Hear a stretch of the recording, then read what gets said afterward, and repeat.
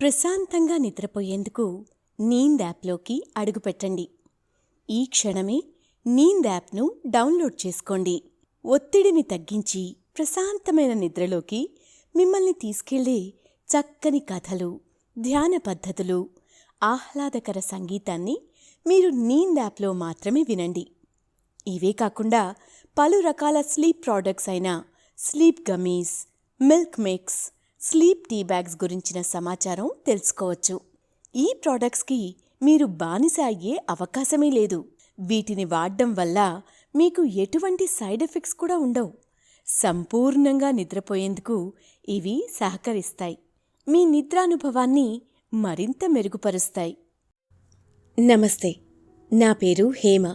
వరలక్ష్మి శ్రీనివాస్ రచించిన కావేరి ఏదీ నీ దారి అనే కథను చదివి వినిపిస్తాను. నిద్రలో వచ్చే కళ అందరి మనసులో ఉన్న భావోద్వేగాన్ని బట్టి ఎలా అయినా ఉండవచ్చు. కానీ నిద్రని మేల్కొల్పే కళ మాత్రం ఖచ్చితంగా అందరినీ మెప్పించే విధంగా, మనసుకి హత్తుకునే విధంగా ఉంటుంది. అలాంటి నృత్య ప్రదర్శనలు ఇచ్చే స్థాయికి ఎదగడమే లక్ష్యంగా సాధన చేస్తున్న కావేరి గోస్వామి అనే కూచిపూడి నర్తకి జీవితం గురించి ఈరోజు మనం విందాం. అయితే మనం కథలోకి వెళ్లే ముందు సౌకర్యవంతమైన స్థితిలోకి వెళ్దాం. మీకిష్టమైన రీతిలో పడుకుని అన్ని లైట్లను ఆఫ్ చేసి మీ కళ్ళు మూసుకోండి. నెమ్మదిగా గాలి పీలుస్తూ పూర్తిగా లోతైన శ్వాస తీసుకుని వదలండి. ఈ ప్రపంచాన్ని, ఇవాల్టి జ్ఞాపకాలను మెల్లగా పక్కకు నెట్టి నిద్రలోకి క్రమంగా జారుకునే సమయమిది. మరోసారి నెమ్మదిగా గాలి పీలుస్తూ లోతైన శ్వాస తీసుకుని మీ శరీరంలోని ఒత్తిడిని బయటకు వదిలివేయండి. ఇప్పుడు చెయ్యాల్సిందల్లా విశ్రాంతి తీసుకోవడం, సేద తీరడం, మునుపటి స్థితికి రావడం. మీరిప్పుడు మంచం మీద ఉన్నారు. రోజువారీ అలసట నుంచి మీ శరీరం విశ్రాంతి తీసుకుంటున్నట్లుగా మీకనిపిస్తుంది. కాళ్ల నుంచి మొదలుపెట్టి మీ అవయవాల్లోని ఒత్తిడిని ఒక్కొక్కటిగా బయటికి పంపించేయండి. మీకోసం అవన్నీ రోజంతా చాలా కష్టపడ్డాయి కాబట్టి వాటికి విశ్రాంతి తీసుకునే అర్హత ఉంది. ముందుగా మీ పాదాల్లో మొదలైన విశ్రాంత అనుభూతి క్రమంగా మీ మోకాలి క్రింది భాగానికి చేరుతుంది. అక్కడ్నుంచి మోకాళ్లలోకి ప్రవేశిస్తుంది. ఇప్పుడు మీ కాలి ఎగువ భాగాన్ని విశ్రాంతి తీసుకోనివ్వండి. ఈ విశ్రాంత అనుభూతి క్రమంగా మీ పొత్తి కడుపు నుంచి వెన్నెముక గుండా ఎగువ వీపు వరకు వచ్చి తర్వాత ఛాతీలోకి ప్రవహిస్తున్నట్లుగా గుర్తించండి. అక్కడ్నుంచి మీ భుజాల్లోకి, తర్వాత చేతుల్లోకి, చివరగా వేలి కొనల వరకు వెళ్తున్నట్టుగా అనుభూతి చెందండి. ఆపై మీ మెడ, తల, ముఖం వరకు ఆ అనుభూతి ప్రవహిస్తుంది. ఇప్పుడు మీ శరీరం మొత్తం ప్రశాంతంగా, రిలాక్స్డ్గా, నిద్రకు సిద్ధంగా ఉంది. త్వరలో మీరు చక్కని నిద్రలోకి జారుకుంటారు. డ్రీమ్ ల్యాండ్లో ప్రశాంతంగా ప్రయాణిస్తారు. ఈ ప్రయాణం ఉదయం వరకు కొనసాగుతూ ఉంటుంది. కాబట్టి మీరు కథను వింటున్నప్పుడు మీ శ్వాసను కూడా అనుసరించండి. అద్భుతమైన నిద్రానుభవం కోసం మీ శరీరం మొత్తానికి విశ్రాంతినిస్తూ స్థిరంగా ఉండండి. దేశంలో అపర కుబేరులలో ఒకరు రవీంద్ర నారాయణ్ గోస్వామి. అతని ఒక్కగానొక్క కూతురు కావేరి గోస్వామి. చిన్న వయసు నుంచి కష్టం అంటూ తెలియకుండా పెరిగిన కావేరికి ఏది కావాలంటే దాన్ని తండ్రి తీసుకొచ్చి ఇచ్చేవారు. అలాగే తన సంతోషాలు, సరదాలు ఏ క్షణం కూడా మిస్ అవుతున్న ఫీలింగ్ లేకుండా ఆమెకి అన్ని సౌకర్యాలు సమకూర్చేవారు. ఇక కావేరి గోస్వామి కూడా చిన్న వయసు నుంచే అన్నిటా తన గుర్తింపు ఉండాలని కలలు కంటూ ఉండేది.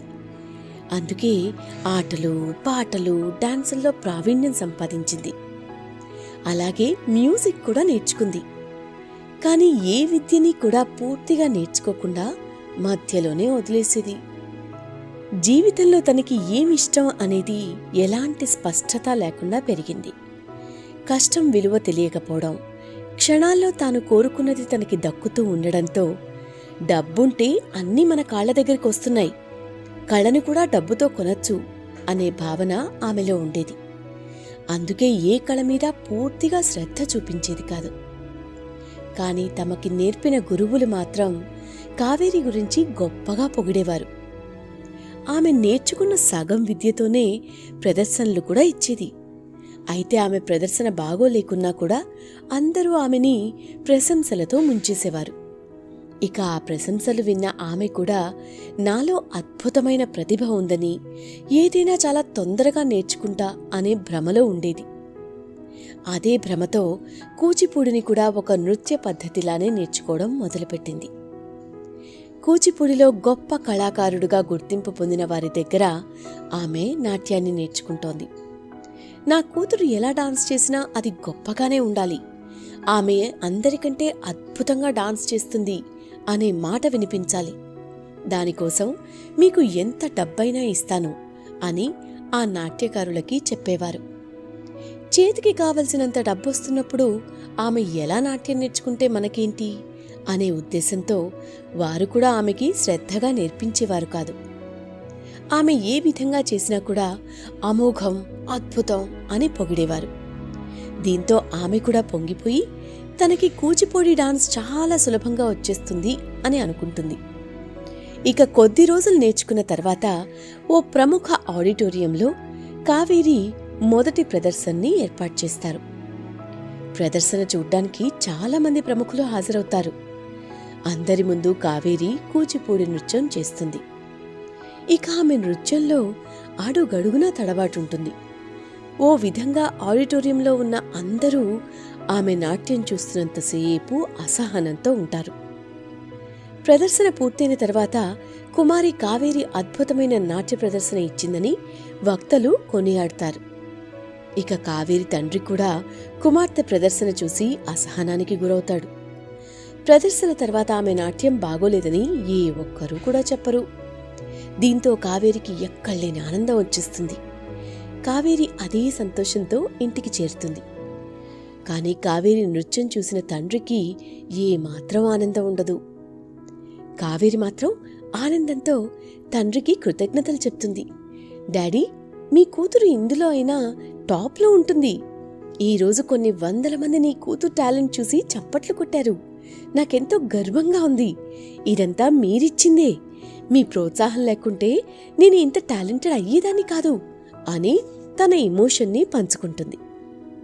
కుమార్తె మాటలు విన్న రవీంద్రనారాయణ గోస్వామి ఆమె వైపు చూస్తూ, ఎందుకంత ఆనందపడుతున్నావు? ఈరోజు నీ నృత్య ప్రదర్శన చూసిన తర్వాత అక్కడ కొట్టే అన్ని చప్పట్లు కేవలం నారాయణ్ గోస్వామి అనే బ్రాండ్ని చూసి వచ్చినవే తప్ప నీ టాలెంట్ని చూసి కాదు. ఆటలైనా పాటలైనా ఇప్పుడు శాస్త్రీయ నృత్యమైనా ఏ ఒక్కదానిలో కూడా నీకు నువ్వుగా ప్రశంసలు పొందలేదు. కేవలం గోస్వామి బ్రాండ్ కారణంగానే అవన్నీ వచ్చాయి. ఎలా ఒప్పుకోమంటావు నువ్వు టాలెంటెడ్ అని? నీకు కష్టం తెలియకుండా ఏది కావాలంటే అది ఇచ్చాను, ఏది నేర్చుకుంటానంటే అది నేర్పించాను. దానికోసం ఎంతో ఖర్చు పెట్టాను. కానీ నేను పెట్టిన ప్రతి పైసా వృధా అయిందని నీ ప్రదర్శన చూసిన తర్వాత నాకు అర్థమైంది. ఇన్ని రోజులు నువ్వేం చేసినా తండ్రిగా ప్రోత్సహించా, కానీ ఈరోజు నీ ప్రదర్శన చూసిన ఒక కళాభిమానిగా సిగ్గుపడుతున్నా. నాట్యంలో నీకు ఓనమాలు కూడా తెలియవని నీ ప్రదర్శన చూసిన తర్వాత అర్థమైంది. ఇప్పటి వరకు నేను చూసిన వాటిలో అతి చెత్త ప్రదర్శన నా కూతురిదే కావడం కాస్త బాధగా ఉంది. ఎలాంటి విద్యనైనా నేను చాలా సులభంగా నేర్చుకుంటా అనే నీకున్న గర్వానికి నా మాటలు రుచించకపోవచ్చు. తండ్రిగా నీ ప్రదర్శన చూసి ముచ్చటపడిన ప్రముఖ నృత్యకారిణి సుధానారాయణ్ గోస్వామి భర్తగా నిన్ను ప్రోత్సహించలేను అని చెప్పి అక్కడి నుంచి రవీంద్రనారాయణ్ వెళ్ళిపోతారు. ఇక తండ్రి మాటలకి కావేరి చాలా బాధపడుతుంది. నేను అంత చెత్తగా డాన్స్ చేశానా అనుకుంటుంది. వారందరూ నా టాలెంట్ చూసి ప్రోత్సహించలేదా నన్ను అని ఆలోచిస్తూ ఉంటుంది. ఇక అదే బాధలో కావేరి చనిపోయిన తన తల్లి సుధానారాయణ్ గోస్వామి గదిలోకి వెళ్తుంది. ఆ గదిలో కూచిపూడి నృత్య భంగిమలో తన తల్లి ఫోటోలను చూస్తుంది. అవి చూస్తూ తెలియని ఉద్వేగానికి లోనవుతూ ఉంటుంది. ఇక అమ్మ ఫోటోల దగ్గర ఉన్న డైరీ తీసి చూస్తుంది. నాట్యం ఒక కళ మాత్రమే కాదు, అంతకు మించి నాట్యం చేస్తున్నప్పుడు కేవలం కాళ్ళు చేతులు కదిలితే సరిపోదు, శరీరంలో అణువణువు కదలాలి. పాదాల నుంచి శిరస్సు వరకు ప్రతి అవయవం నృత్యం చేయాలి. చూసేవారు తన్మయత్వానికి లోనవ్వాలి. చేసే సమయంలో మనసు ఆత్మ ఏకం కావాలి. అప్పుడే దానికి పరిపూర్ణత్వం వస్తుంది. కూచిపూడి నృత్యంలో ఒక కళాకారిణిగా ఈ స్థాయికి చేరాలంటే కేవలం నాట్యం మీద ఇష్టం ఉంటే సరిపోదు, అవధులు లేని ప్రేమ ఉండాలి. పంచభూతాలలో ప్రతి స్థితిని మానసికంగా ఆస్వాదించాలి. దీన్ని చేరుకోవాలంటే కష్టం ఉండొచ్చు, కానీ సాధ్యం కాకుండా మాత్రం ఉండదు అని రాసి ఉంటుంది. ఇక అమ్మ డైరీలో రాసిన ఆ మాటలు కావేరిని ఆలోచనలో పడేస్తాయి. ఈ డబ్బు తాను ఏ దారిలో వెళ్ళినా అడ్డుపడుతుంది, నా ఆలోచనలని మళ్లీ మొదటికి తీసుకొస్తుంది. ఈ హోదా నాలో నిజమైన కళాకారిణిని కనిపించనివ్వదు. నేను సాధించే లక్ష్యమే నాన్నకి నేనిచ్చే బహుమతి అనుకుంటుంది. అప్పుడే బట్టలు సర్దుకుని ఇంటి నుంచి బయటికి వెళ్తుంది. ఇక ఆమె వెళ్తున్నప్పుడు తండ్రి రవీంద్రనారాయణ్కి ఒక లెటర్ రాస్తుంది. నాన్నగారు, నేను మీరు కోరుకునే మీకు గౌరవాన్ని తీసుకొచ్చే కూతురుగా మళ్లీ తిరిగొస్తాను. నన్ను వెతికి పట్టుకోవడం మీ కష్టమేమీ కాదు, కానీ వెతికే ప్రయత్నం మాత్రం చేయొద్దు. నేను మళ్లీ వస్తా, అంతవరకు వేచి ఉండండి అని రాసిపెట్టి ఉంటుంది. ఇదిలా ఉంటే ఇంటి నుంచి బయటికి వెళ్లిన కావేరి కారు తీసుకుని వెళ్ళకపోవడంతో ఎటు వెళ్లాలో తెలియక అలా ఓ చోట ఒంటరిగా కూర్చుని ఉంటుంది. ఆ సిటీలో తన్ని ఖచ్చితంగా అందరూ గుర్తుపడతారు అని కావేరి భావించి ఎవరూ గుర్తుపట్టకుండా ముఖానికి స్కార్ఫ్ కట్టుకుంటుంది. ఇక అమ్మ సొంత ఊరైన కూచిపూడి వెళ్లాలని డిసైడ్ అయ్యి విజయవాడ బస్సు ఎక్కుతుంది. అక్కడి నుంచి కూచిపూడి గ్రామానికి చేరుకుంటుంది. తన తల్లి విద్య నేర్చుకున్న వేదాంతం సోమయాజులు ఇల్లు వెతుక్కుంటూ వెళ్తుంది. ఆ ఇంటి ఆవరణలో చాలామంది నాట్యం నేర్చుకుంటూ ఉంటారు. అక్కడికి వెళ్లి వేదాంతం సోమయాజులు గారు ఉన్నారా అని అడుగుతుంది. అక్కడున్న సోమయాజులు కూతురు శాంతాదేవి కావేరి వైపు చూస్తూ, ఆయన లేరు, 10 ఏళ్ల క్రితమే చనిపోయారు, ఆయనతో మీకేం పని అని అడుగుతుంది. ఆయన దగ్గర కూచిపూడి నాట్యం నేర్చుకోవాలని వచ్చాను అని చెబుతుంది. ఇంతకీ మీరెవరో తెలుసుకోవచ్చా అని శాంతాదేవి అడుగుతుంది. మా అమ్మ పేరు సుధా అని పరిచయం చేసుకుంటుంది. ఇక సుధా అని పేరు చెప్పగానే శాంతాదేవి భర్త బయటికి వచ్చి, నువ్వు సుధా కూతురువా? ఎంత ధైర్యం ఉంటే వేదాంతం సోమయాజునింటికే వస్తావు? బయటికి వెళ్ళు, నీకిక్కడ ఎవరూ కూడా నాట్యం నేర్పించరు అని ఆవేశంతో అంటారు. దానికి కావేరి భయపడి అక్కడి నుంచి వెళ్ళిపోతుంది. అదే సమయంలో శాంతాదేవి తన కొడుక్కి ఫోన్ చేసి, సుధా అత్త కూతురు వచ్చింది, ఉన్న పళంగా ఇప్పుడెక్కడికి వెళ్తుంది, అర్జెంటుగా ఇంటికొచ్చి తనకి ఎక్కడైనా విడిది ఏర్పాటు చెయ్యి అని చెప్తుంది. అలాగే అమ్మా అని అతను చెప్తాడు. కొద్దిసేపటి తర్వాత కావేరి ఎదురుగా శాంతాదేవి కొడుకు వచ్చి తన్ని తాను పరిచయం చేసుకుంటాడు. హాయ్, ఈ ఊరు మీరు నాట్యం నేర్చుకోవడానికి వచ్చారా అని అంటాడు. దానికి కావేరి, అవును, ఆ విషయం మీకెలా తెలుసు? ఇంతకీ మీరెవరు అని అడుగుతుంది. నా పేరు వెంకటేష్, అందరూ వెంకీ అంటారు. సమాజ సేవ చేయడం, మీలాంటి వారికి సహాయం చేయడమే నా పని. మీరేం భయపడకండి, ఎవరు అవునన్నా కాదన్నా మీరు నాట్యం నేర్చుకుంటారు, దానికి నేను హామీ ఇస్తున్నా అని వెంకటేష్ చెప్తాడు. నేనెవరో మీకు తెలీదు, మీరెవరో నాకు తెలీదు, కానీ నాకు హామీ ఇచ్చేస్తున్నారు, నేను మీ హామీని ఎలా నమ్మాలి అని కావేరి అడుగుతుంది. ఆ సంగతులన్నీ నాకు వదిలేయండి, ఎక్కడి నుంచో ఇంతవరకు వచ్చారు కదా, మరి నాట్యం నేర్చుకోకుండా తిరిగి వెళ్ళిపోతారా చెప్పండి అని వెంకీ అడుగుతాడు. ఇది జరగని పని, ఖచ్చితంగా నేను నాట్యం నేర్చుకునే వెళ్ళాలి, అంతకు మించి నా దగ్గర మరో ఆప్షన్ లేదు అని చెప్తుంది. అయితే నాతో రండి అని చెప్పి ఒక ఇంటికి తీసుకుని వెళ్ళి మీరిక్కడే ఉండండి అని చెప్తాడు. అప్పుడే శాంతాదేవి అక్కడికి వస్తుంది. కావేరి ఆమెని చూస్తూ దగ్గరికి వచ్చి ఆమె ముఖాన్ని చేతులతో పట్టుకుని, అచ్చం సుధాని చూస్తున్నట్టే ఉంది అని అంటుంది. మా అమ్మ మీకు తెలుసా అని కావేరి అడుగుతుంది. మీ అమ్మ సుధా సోమయాజులు అని శాంతాదేవి అంటుంది. దానికి కావేరి ఆశ్చర్యానికి గురై, అంటే వేదాంతం సోమయాజులు మా తాతగారా అని అడుగుతుంది. దానికి అవును అని శాంతాదేవి తల ఊపుతుంది. మీ అమ్మ నేను మంచి స్నేహితులం, ఇప్పుడు చెప్పాలంటే ఆడబడుచులం అని అంటుంది. అంటే మీరు నాకేమవుతారు అని కావేరి అడుగుతుంది. నేను నీకు అత్తనవుతాను. కోపంతో నిన్ను బయటికి వెళ్ళమని చెప్పిన అతను నీ మేనమామ విక్రమ్ సోమయాజులు అని చెప్తాడు. వీడు నా కొడుకు అని పరిచయం చేస్తుంది. ఇతను నాకేమవుతాడు అని కావేరి అడుగుతుంది. వీడు నీకు బావ అవుతాడు అని చెప్తుంది. ఏంటమ్మా మరి ఇంత అమాయకంగా ఉంది, ఎంత డబ్బులో పెరిగినా చిన్న చిన్న విషయాలు కూడా తెలుసుకోకపోతే ఎలా బతుకుతుంది అని వెంకీ అంటాడు. దానికి కావేరి అతని వైపు చూస్తూ, ఇంతకాలం ప్రపంచాన్ని అర్థం చేసుకోకుండా పెరిగాను, ఇకపై అర్థం చేసుకోవాలనే ఐశ్వర్యానికి దూరంగా ఇంతవరకు వచ్చాను అని చెప్తుంది. నాట్యం కంటే ముందు నువ్వు తెలుసుకోవాల్సిన విషయాలు చాలా ఉన్నాయి. వెంకీని నమ్ముకుంటే అంతా మంచి జరుగుతుంది, గుడ్ లక్ అని కావేరికి చెప్తాడు. మరుసటి రోజు వెంకీ కావేరిని ఒక నిర్మానుష్యమైన అడవికి తీసుకుని వెళ్తాడు. కావేరి ఆ అడవిని చూస్తూ, నాట్యం గురించి తెలియాలంటే ముందుగా ఈ ప్రకృతిని అర్థం చేసుకోవాలి. ఈ ప్రకృతిలో ప్రతి అణువు నాట్యం చేస్తుంది.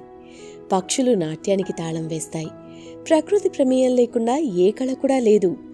అన్ని కళలు ఇక్కడి నుంచి పుట్టినవే అని చెప్తూ ఉంటే కావేరి ఆ ప్రకృతిని చూస్తుంది.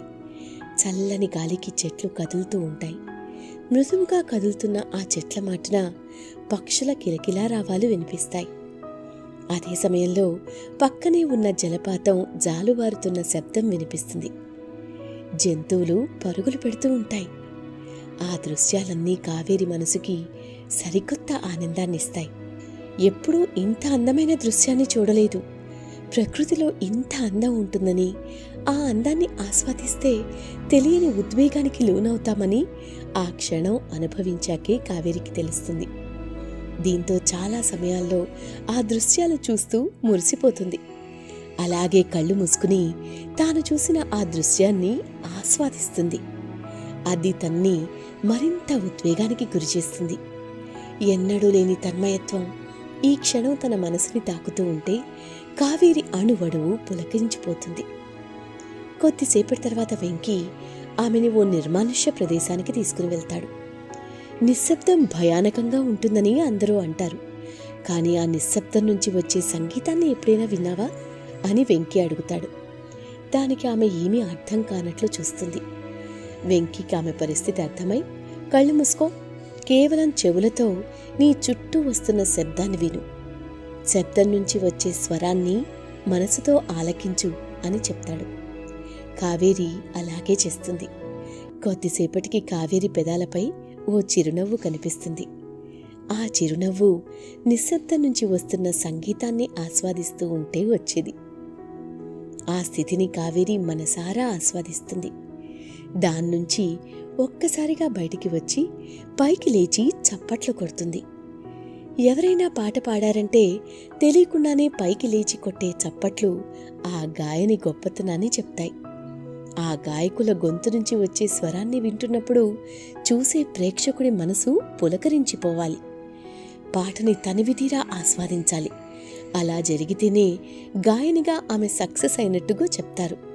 వెంకీ మర్నాడు గ్రామం మొత్తం తిప్పుతాడు. ఓ కుమ్మరి దగ్గరికి తీసుకువెళ్ళి కుండని తయారు చేయడంలో అతని శ్రద్ధ ఎలా ఉందో చూడు అని చెప్తాడు. కుండ తయారు చేస్తున్నంతసేపు కుండకి అందమైన కళాకృతి తీసుకురావడానికి అతని ఏకాగ్రత అంతా కుండపైనే ఉంటుంది. ఓ వడ్రంగి దగ్గరికి తీసుకెళ్లి అతను చేస్తున్న పని చూపిస్తాడు. ఒక దుంగ మీద అతను అద్భుతమైన బొమ్మను చెక్కుతాడు. అక్కడ కూడా అతని ఏకాగ్రతని గమనిస్తుంది కావేరి. ఒక చాకలి దగ్గరికి తీసుకెళ్తాడు. అక్కడ వారు బట్టలు ఉతుకుతున్నప్పుడు ఆ కష్టాన్ని మర్చిపోవడానికి ఉత్సాహంగా పాటలు పాడతారు. ఆ పనిలో కష్టం ఉంది, వారందరిలో ఉన్న ఉత్సాహం ఆ కష్టాన్ని మాయం చేస్తుంది. అందుకే ఎన్ని బట్టలు ఉతికినా వారు అలసిపోరు అని వెంకీ కావేరికి చెప్తాడు. వ్యవసాయం చేసే రైతు పొలం దగ్గరికి తీసుకెళ్తాడు. అక్కడ నాట్లు వేస్తున్న ఆడవాళ్లను చూపిస్తాడు. ఇక్కడ కూడా కష్టాన్ని మర్చిపోవడానికి పాటలతో వారు ఒకరికి ఒకరు ఉత్సాహాన్ని నింపుకుంటున్నారు. కళ అనేది నేర్చుకుంటే వస్తుంది, కానీ ఆస్వాదిస్తే అందులో మన గుర్తింపు కనిపిస్తుంది. నేర్చుకుంటున్న కళపై శ్రద్ధ, అంతకు మించి కళలో మెలకువలపై ఏకాగ్రత ఉండాలి. ఆ కళ నేర్చుకుంటున్నప్పుడు శరీరానికి అలసట రాకూడదు, ఇక చాలు అనే భావన ఉండకూడదు. ఇవన్నీ ఉండాలంటే ప్రకృతిలో నువ్వు అనుభవించిన ఆనందాన్ని నాట్యం చేస్తున్నప్పుడు ఆ కష్టాన్ని మర్చిపోయే ఉత్సాహాన్ని నీ ప్రతి అణువులో నింపుకోవాలి. అప్పుడే నువ్వు కోరుకున్న విద్య ఎంత గొప్పదైనా ఎంతో సులభంగా వచ్చేస్తుంది అని చెప్తాడు. కళ గురించి ఇంత గొప్పగా తనకి వెంకి చెప్పడంతో కావేరి సంతోషంతో అతన్ని కౌగిలించుకుని కృతజ్ఞతలు చెప్తుంది. ఇంతకాలం నేను నేర్చుకున్న ప్రతి విద్యలో నా నిర్లక్ష్యమే తప్ప గొప్పతనం ఎక్కడా లేదని ఇవన్నీ చూశాక అర్థమైంది వెంకి అని చెప్తుంది. ఇక ఆ రాత్రంతా కావేరి తాను ఆ రోజు చూసిన ప్రతి దృశ్యాన్ని మళ్లీ ఊహించుకుంటుంది. ఇక ఉదయాన్నే అడవికి వెళ్ళి ప్రకృతిలో శబ్దాలని ఆస్వాదిస్తూ కాళ్లకి గజ్జెలు కట్టుకుని వాటికి అనుగుణంగా పాదం కదుపుతుంది. అలాగే కళ్లల్లో హావభావాలు పలికిస్తుంది. వాటిని ఆస్వాదిస్తూ నటనని చూపిస్తుంది. ఓ విధంగా చెప్పాలంటే కావేరిలో మొదటిసారి అణువణువు పరవశించే విధంగా నృత్యం చేస్తుంది. ఓ విధంగా ఆ నృత్యం సంపూర్ణ స్థితిలోనే ఉంటుంది. ఇక విక్రమ్ సోమయాజులు అటుగా వెళ్ళి కావేరి నృత్యాన్ని చూస్తాడు. ఆమెను చూస్తున్నంతసేపు తన చెల్లి సుధాని చూస్తున్న అనుభూతి అతనికి కలుగుతుంది. ఏదో తెలియని ఒక ఆనందం అతనిలో కనిపిస్తుంది. అంతా చూశాక అక్కడి నుంచి నిశ్శబ్దంగా వెళ్ళిపోతాడు. కావేరి కూడా ఇంటికి వస్తుంది. అదే సమయంలో శాంతాదేవి కావేరి దగ్గరికి వచ్చి ఆమెను చూస్తూ, నువ్వు చాలా అదృష్టం చేసుకున్నావు. The great classical dancer Vikram Somayajulu నిన్ను తీసుకురమ్మని చెప్పారు. ఆయన నీకు నాట్యం నేర్పించడానికి ఒప్పుకున్నారు. 10 ఏళ్ల క్రితం తన తండ్రి చనిపోయినప్పుడు వదిలేసిన నాట్యాన్ని మళ్ళీ ఇప్పుడు నీకోసం నేర్పించడానికి సిద్ధమయ్యారు అని చెప్తుంది. దాంతో కావేరి కూడా సంతోషిస్తుంది. శాంతాదేవి కావేరిని తీసుకుని విక్రమ్ దగ్గరికి వెళ్తుంది. అతను కావేరి వైపు చూస్తూ, సుధా కుతుర్వి అనే ఉద్దేశంతో నేను నీకు నాట్యం నేర్పించడం లేదు. కేవలం నాట్యం మీద నీకున్న శ్రద్ధ, నీ తపన చూసి ఒప్పుకున్నా అని చెప్తాడు. కావేరి వెంటనే అతని పాదాలకు నమస్కరిస్తుంది. అలాగే కృతజ్ఞతలు తెలియజేస్తుంది. ఈ క్షణమే నేను సిద్ధం అని చెప్తుంది. ఇక అప్పట్నుంచి ప్రతిరోజు ఉదయాన్నే కాళ్లకి గజ్జెలు కట్టుకుని కావేరి అక్కడికి వచ్చేసేది. ఎంతో శ్రద్ధతో నాట్యం నేర్చుకునేది. ఇక అప్పుడప్పుడు ప్రకృతిలోకి వెళ్ళి అడవిలో నృత్యం చేసేది. నాట్యం నేర్చుకుంటున్నప్పుడు ఆమెలో ప్రతి స్థితిని ఆమె ఆస్వాదిస్తూ ఉండేది. ఇలా 1 ఏడాది పాటు కూచిపూడిలో పూర్తి స్థాయి ప్రావీణ్యం సంపాదించాక మొదటి ప్రదర్శనని ఆ ఊరి దేవాలయంలో ఇస్తుంది.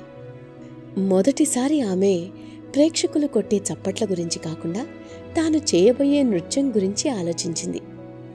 మన నాట్యం చూసిన ప్రేక్షకులు తన్మయత్వంతోనే తెలియకుండానే చప్పట్లు కొట్టాలి తప్ప వారి చప్పట్ల కోసం మన నాట్యం చేయకూడదు అని వెంకి ఒకరోజు చెప్పిన మాటని కావేరి గుర్తు చేసుకుంటుంది. దీంతో ఆమె ధ్యాస అంతా ఇవ్వబోయే ప్రదర్శన మీదనే ఉంటుంది. ఇక అక్కడ శివ స్తోత్రానికి కావేరి అద్భుతంగా నాట్యం చేస్తుంది. ఆమె నాట్యం చూసిన తర్వాత అందరూ లేచి నిలబడి చప్పట్లు కొడతారు. దాంతో కావేరి చాలా ఉద్వేగానికి లోనవుతుంది. నేరుగా వెళ్ళి విక్రమ్ పాదాలపై పడుతుంది. విక్రమ్ ఆమెని పైకి లేపి, నీ కోరికే నిన్ను ఇంతవరకు తీసుకొచ్చింది. ఇది నీ సంకల్పం. ఆ సంకల్పాన్ని నేను ఒక దిశలోకి తీసుకొచ్చాను అని చెప్తారు. అలాగే వెంకీకి కూడా చేతులు జోడించి థ్యాంక్స్ చెప్తుంది. ఇక అందరూ ఇంటికి వెళ్ళాక విక్రమ్ని మావయ్య అని పిలుస్తుంది. ఆ పిలుపు వినగానే విక్రమ్ ఎంతో ఆనందపడతాడు. నేను మీ దగ్గరికి రావడం యాదృచ్ఛికం కాదు, ఇది మా అమ్మ కల.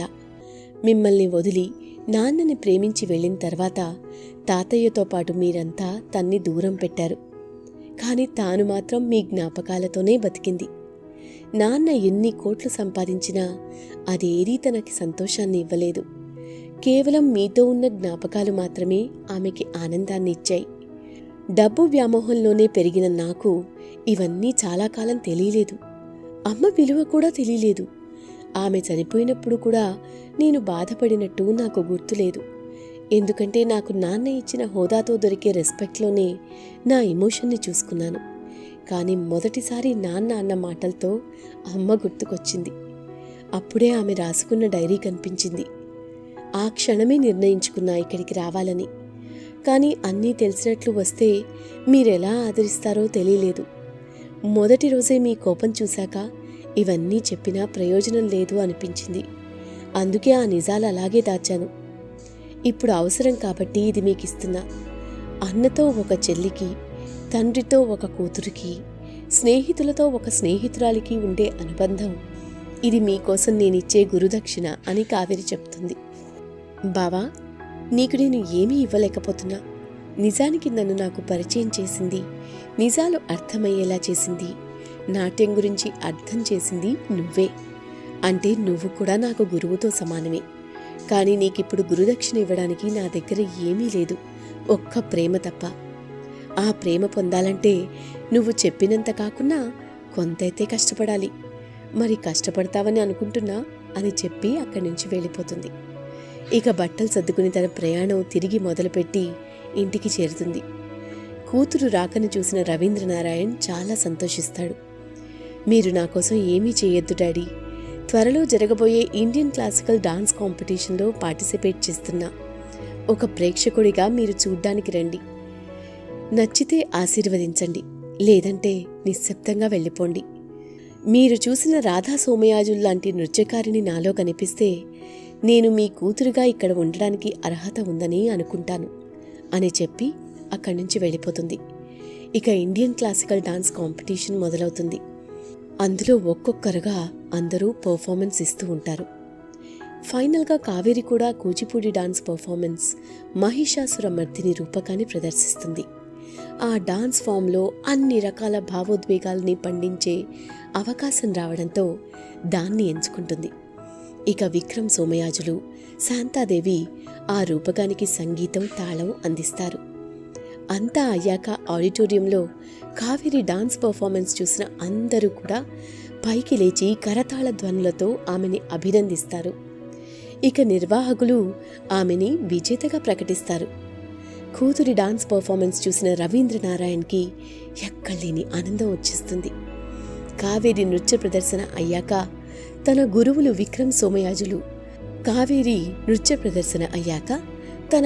విక్రమ్ సోమయాజులు శాంతాదేవికి నమస్కరిస్తుంది. కావేరిని చూసి దగ్గరికి తీసుకుని తండ్రిగా రవీంద్ర హత్తుకుంటారు. అలాగే విక్రమ్కి చేతులు జోడించి కృతజ్ఞతలు చెప్తారు. అన్నీ మర్చిపోయి ఇంటికి రావాలని రవీంద్ర వారిని ఆహ్వానిస్తాడు. అయితే అందరూ తన డాన్స్ చూడ్డానికి వచ్చినా వెంకటేష్ రాలేదనే ఆవేదన కావేరి మనసులో ఉంటుంది. అతని కోసం కావేరి కళ్ళు వెతుకుతూనే ఉంటాయి. అందరూ ఇంటికి చేరుకుంటారు. విక్రమ్ తన చెల్లి గదికి వెళ్ళి ఆమె ఫోటోలు చూస్తాడు. అదే సమయంలో వెంకటేష్ ఖరీదైన షూస్తో అలా లోపలికి వచ్చి రవీంద్ర దగ్గరికి వచ్చి, సార్, మీరు అప్పగించిన ప్రాజెక్ట్ సక్సెస్ఫుల్గా ఫినిష్ చేశానని అనుకుంటున్నా. మరి నా ప్రమోషన్ సంగతేంటి అని అడుగుతాడు. కావేరి అతన్ని చూసి ఆశ్చర్యానికి గురవుతుంది. కావేరిలో ఆశ్చర్యాన్ని గమనించిన రవీంద్ర ఆమె వైపు చూస్తూ, నీ మీద నేను సీరియస్ కావడానికి, నీకు నువ్వుగా డాన్స్ నేర్చుకోవడానికి కూచిపూడి వెళ్ళడానికి కారణమైంది ఇతనే. చిన్నప్పటినుంచి నీకు తెలియకుండానే నిన్ను దగ్గర్నుంచి చూస్తున్నాడు. ఈరోజు నా కూతుర్ని గొప్ప నృత్యకారిణి కావడానికి కారణమయ్యాడు. వీడిని మీ అమ్మే నాకు అప్పగించింది. నీ బాధ్యతలు నేను వీడికి అప్పగించాను. అదే వాడు చెప్తున్న ప్రాజెక్ట్. ఇక ప్రమోషన్ సంగతంటావా? నువ్వేగా ప్రేమనిచ్చావు, దానికి అడ్వాన్స్గా భర్త అనే ప్రమోషన్ కావాలని అడుగుతున్నాడు అని రవీంద్ర చెప్తాడు. దానికి కావేరి ఆశ్చర్యానికి గురై, అంటే అంతా మీకు తెలిసే జరిగిందా? నేనేదో ఒంటరిగా వెళ్ళా అనుకున్నా, కానీ నాకు కాపలాగా ఇతన్ని కూడా పంపించారా అని కావేరి అడుగుతుంది. కూతురిని ఏ తండ్రి ఏ పరిస్థితిలో కూడా ఒంటరిగా వదిలేలేడు కదా అని రవీంద్ర అంటాడు. దీంతో వారింట్లో ఆనందాలు వెల్లివిరుస్తాయి. మన నిజమైన గమ్యాన్ని వెతుక్కుంటూ వెళ్తున్నప్పుడు మన చుట్టూ అందరూ ఏదో ఒక విధంగా మనకి సహకారాన్ని అందిస్తారు. దాన్ని మనమే అర్థం చేసుకోవాలి అనే విషయం ఈ కథని బట్టి అర్థమవుతుంది. ఇప్పుడు మీరు కూడా ప్రశాంతంగా నిద్రలోకి వెళ్ళండి. రేపు మరో కొత్త కథతో కలుసుకుందాం.